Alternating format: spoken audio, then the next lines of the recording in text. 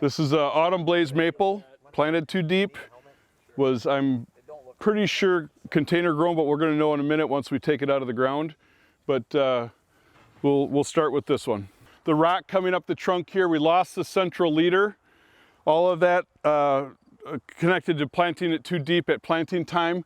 Also, if you see here, this is 12 feet of pole saw here.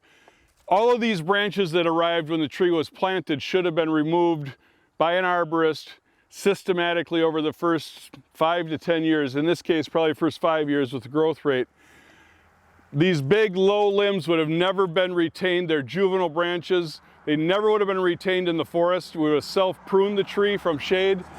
This is the consequence. So when we talk about stewardship in that 5-year plan to prune them at the end of the first year, third year, and fifth year minimum, in some cases, some of the faster growing species like autumn blaze maple, like triumph elm, we might need to hit them every year during that control phase, during that juvenile pruning. But all this stuff we should have retained the central leader. So when you buy a legacy tree, you're essentially buying a shade tree that's going to be the central leader you're buying in the root system.